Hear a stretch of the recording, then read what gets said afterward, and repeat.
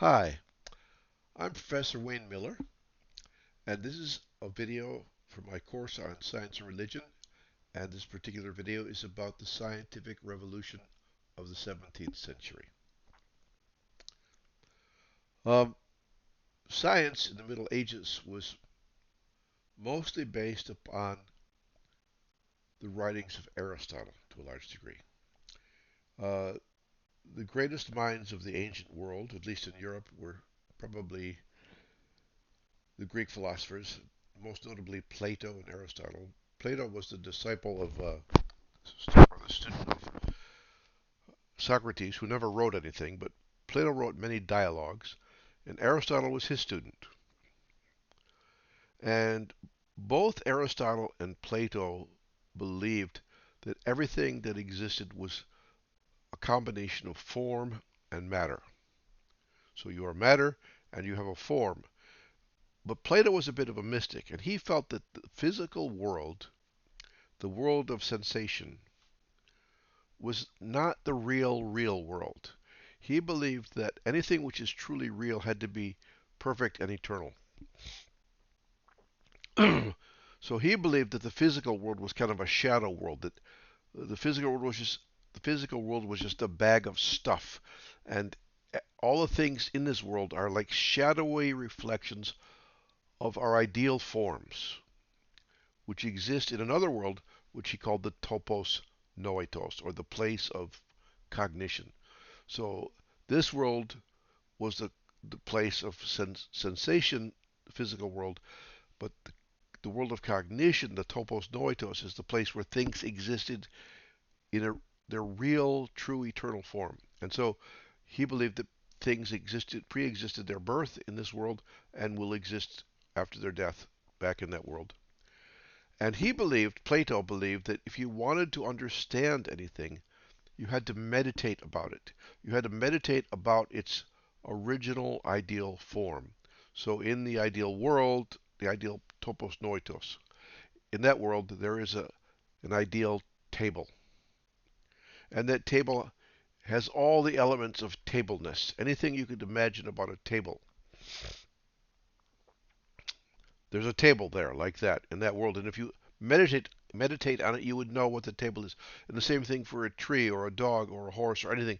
You meditate on the original form, and this will help you to understand what a thing is and what its purpose is. Now, his student Aristotle agreed that everything that exists is a combination of form and matter. But Aristotle is known to have said that he never saw any form without matter, or any matter without form. He believed you could not have form without matter. So he did not believe the way to understand something was to meditate about its ideal form. He said that the best way to understand anything is to observe it and analyze it. So that's why, to a large degree, Aristotle was considered the father of science, because he wanted to observe everything and understand everything. And so he wrote a lot about this, wrote a lot about everything. And he was known for his interest in philosophy, mathematics, politics, biology, anything that could be studied, he wanted to study it. And so for that reason, he's actually, in a sense, the father of science, because he really believed in observing things in the physical world. Now, Aristotle was not that concerned about what caused certain things to do certain things or behave in a certain way. What he was mostly concerned about is what was the ultimate purpose of things. He had a list of four causes, four types of causation that he said explained why things are the way they are. And these are the four. First of all, he said there's the material cause. And the material cause means, what is a thing made out of? So let's go back to the table. The material cause of a table is the wood. Wood is what you make a table from, so that's the material cause. The second cause he wanted to examine was the formal cause. In other words, what is the structure, the shape, what is the blueprint for something? What makes it the way it is? That's the formal cause. So if you were making a table, you'd have a diagram maybe of how you wanted it to look, how you wanted it to look, and that's the formal cause. Then there's the efficient cause, which he means the proximate cause, the thing that immediately causes the thing to exist, to come to be. So in the case of a table, it would be the carpenter who made the table. He is the efficient cause, or she is the efficient cause of the table.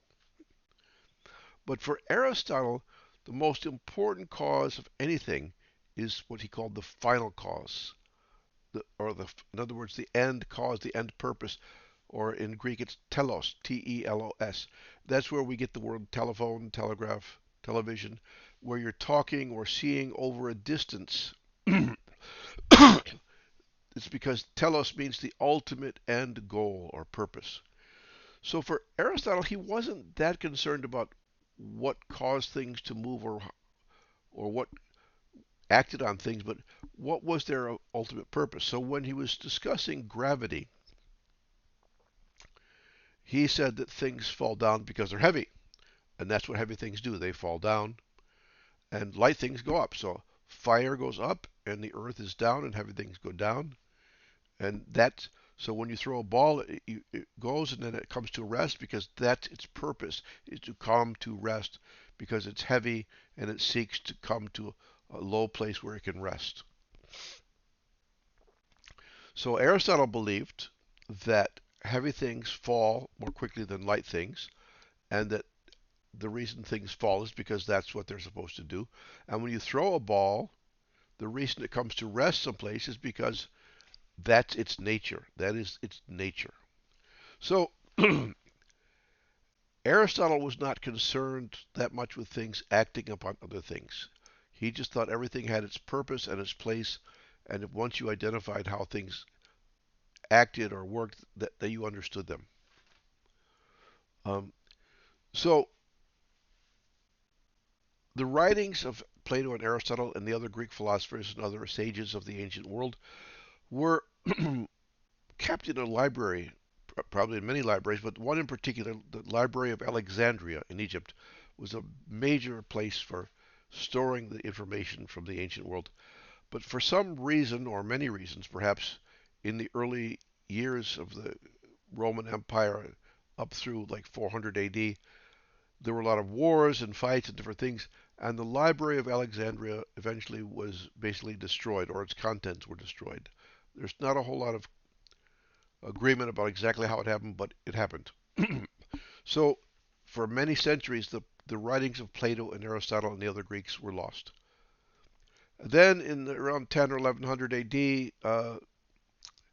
the Crusades happened, and they were probably quite unfortunate by and large. But one good outcome of the Crusades was that following the Crusades, when they finished, there was much more trade between Europe and the Middle East.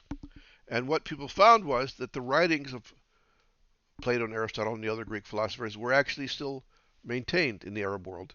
And so these writings became available in Europe.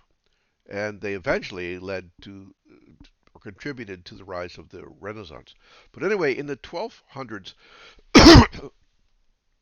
Thomas Aquinas was a very famous theologian for the Christian Church, the Catholic Church, and he read the writings of Aristotle, really liked them, and incorporated them into his Christian theology.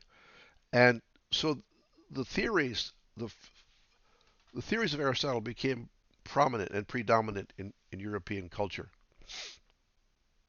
In those days, there was very little distinction between philosophy and science. Philosophy and science were the same thing to a large degree, and theology was just another branch.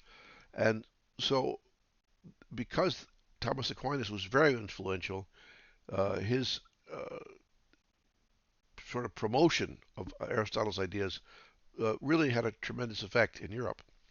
So a lot of people just accepted Aristotle's views on physics and how things worked.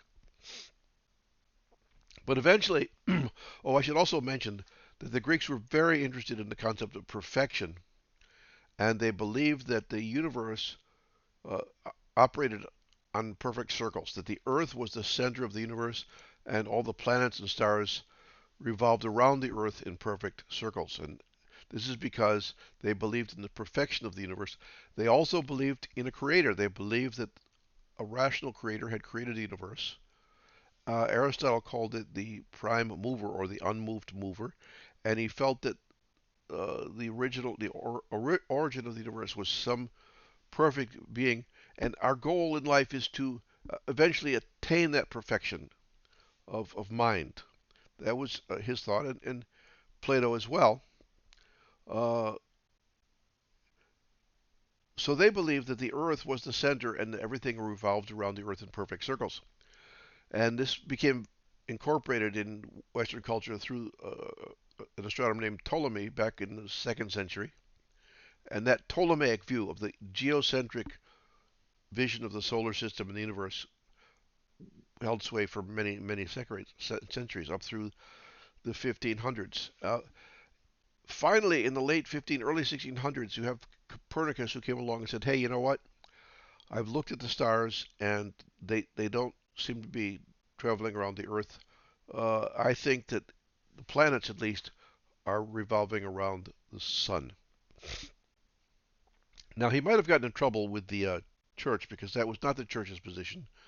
But fortunately or unfortunately, he died before anybody could get upset with him.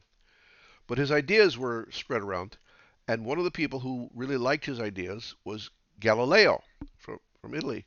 And Galileo said, I have looked at the. In fact, Galileo made the first telescope, the refracting telescope. And Galileo said, I've looked at the planets, and they don't seem to be revolving around the Earth. They seem to be revolving around the sun. And furthermore, he saw the moon and saw that it was pockmarked with craters and stuff. He said, obviously, the celestial things in the sky there are not perfect orbs. They're not perfect circles or perfect spheres. They're not perfect at all in that sense. And also, he saw the moons of Jupiter and said, hey, obviously, if there are moons going around Jupiter, that means there's not everything's revolving around the Earth. So he liked Copernicus's idea that the sun was the center. On top of that, he really believed that you shouldn't just do science by accepting things on the basis of authority. You should check it out. Question authority and find out if the authorities are correct. So what he did was he decided to check on some of Aristotle's ideas, not just where the sun, whether we went around the sun or the earth or whatever, but he thought his ideas about gravity seemed, he wasn't quite sure that Aristotle was right. Now, they didn't have stopwatches in those days, so he couldn't go someplace and drop things. There's a story about him dropping things off the Leaning Tower of Pisa.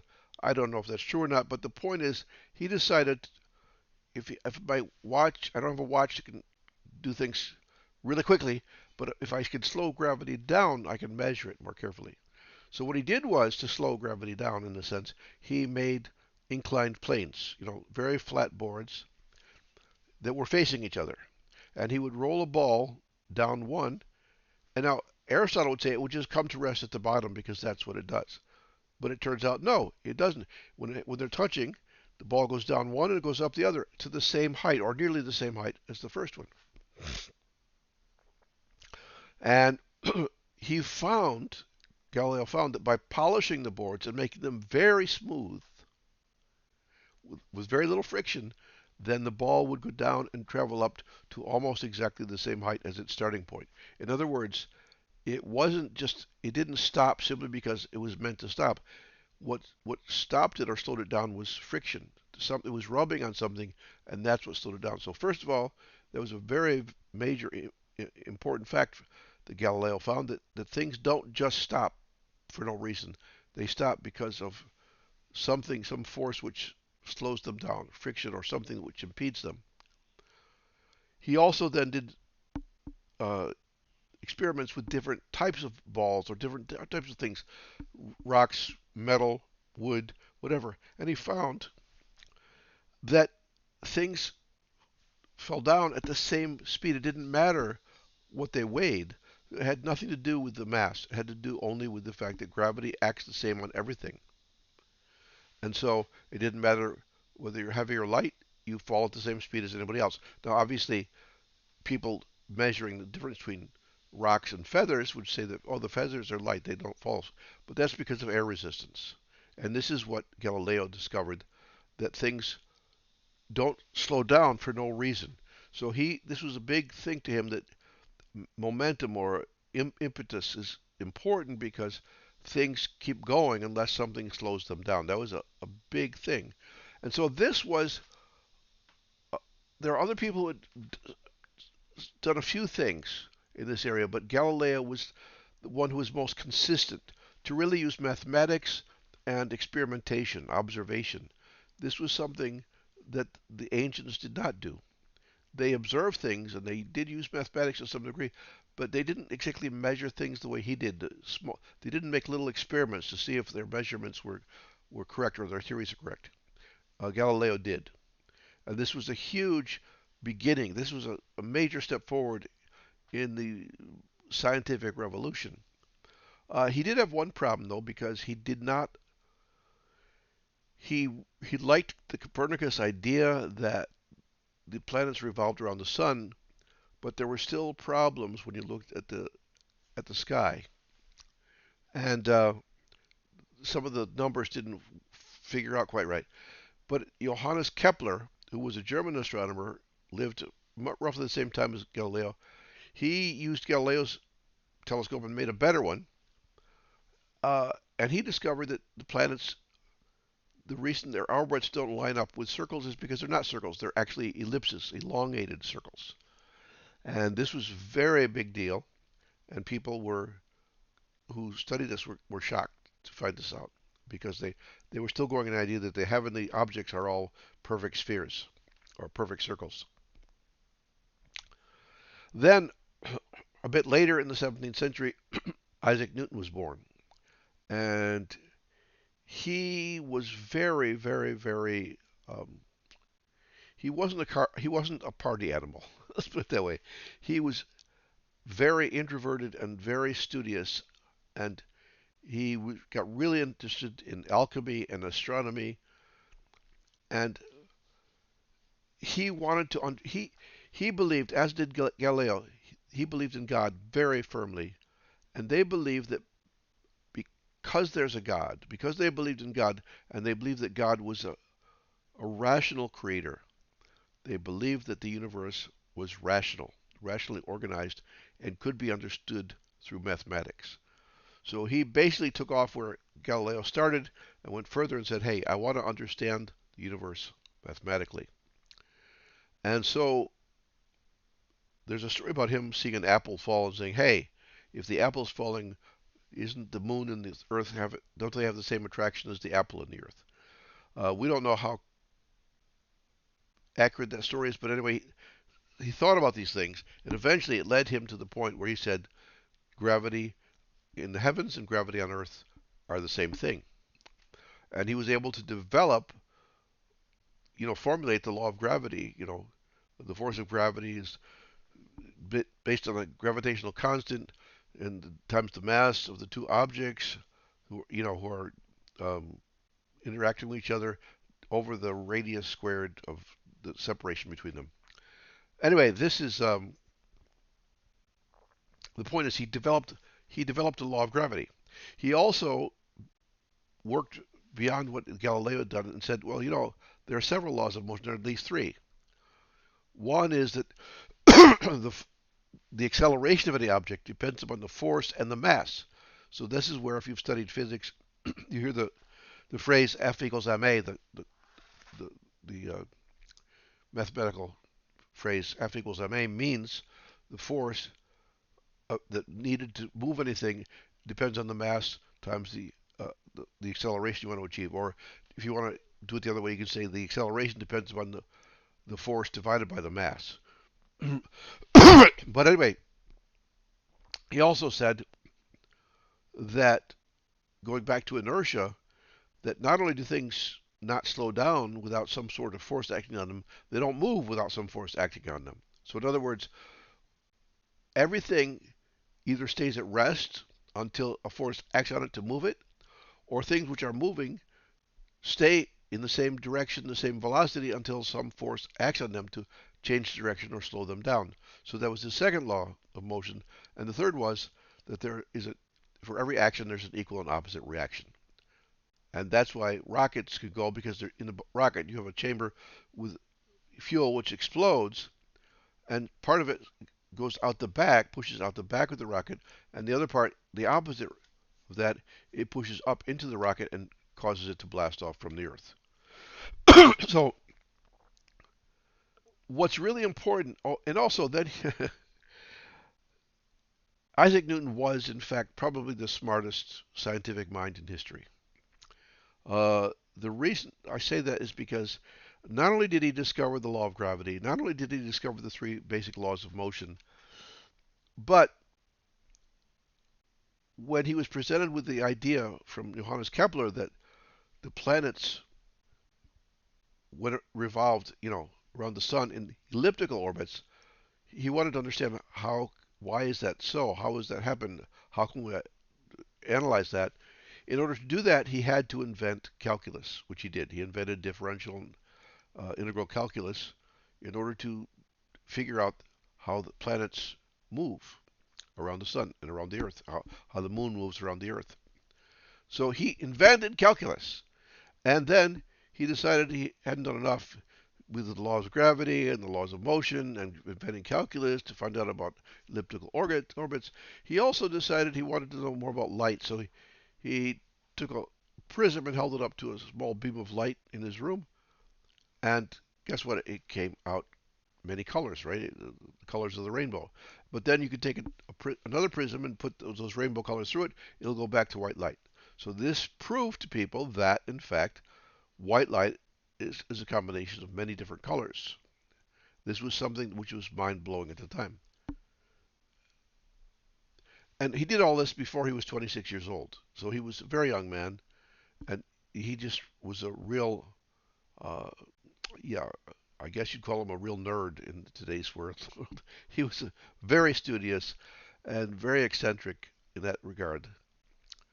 Uh, the main point here, if you listen to any of my other lectures, or even the lectures of Richard Feynman, where he talks about what is science, he said science is a belief in the ignorance of experts. Science does not depend upon bowing or accepting authority.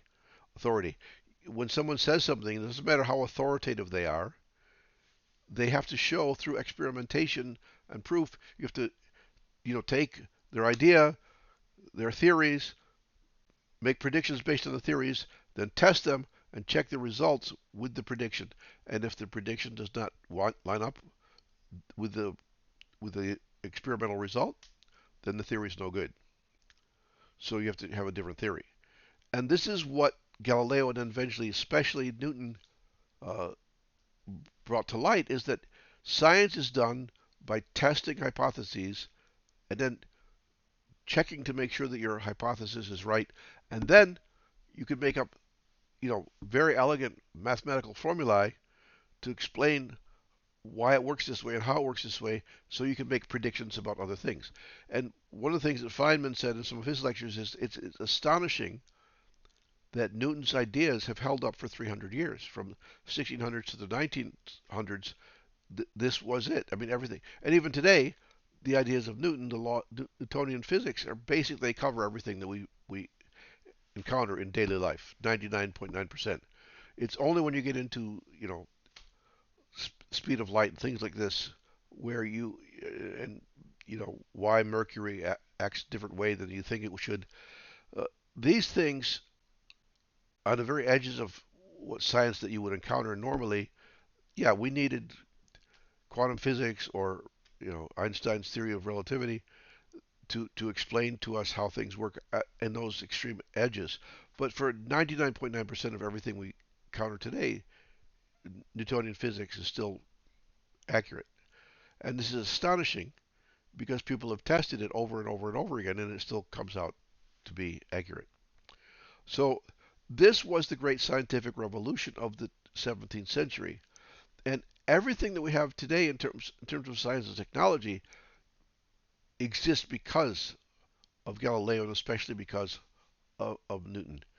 They without them, we would not have the technological world that we have today. And the thing I want to point out is that they believed they could find answers. They could make very accurate predictions about things because they believed in God. They believed that there was a rational creator and the universe was rationally organized. And by thinking about it and experimenting and observing, you could actually discover what the fundamental laws and principles of the universe are.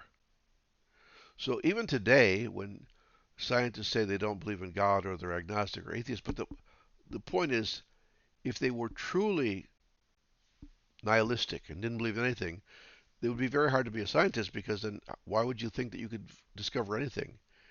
If everything is just chaos, then what can you discover other than, well, everything's chaos? We can't predict anything.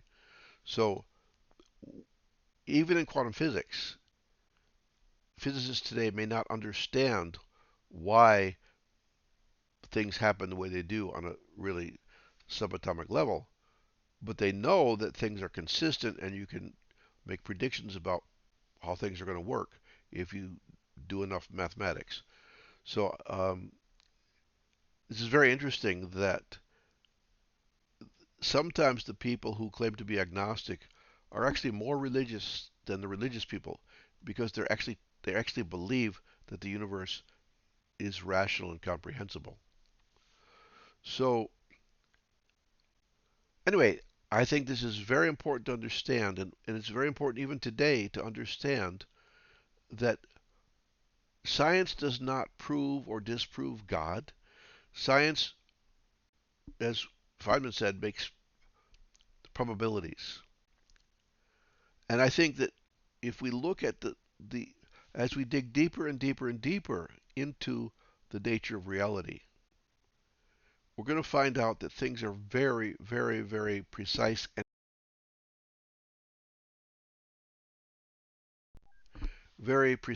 and complicated.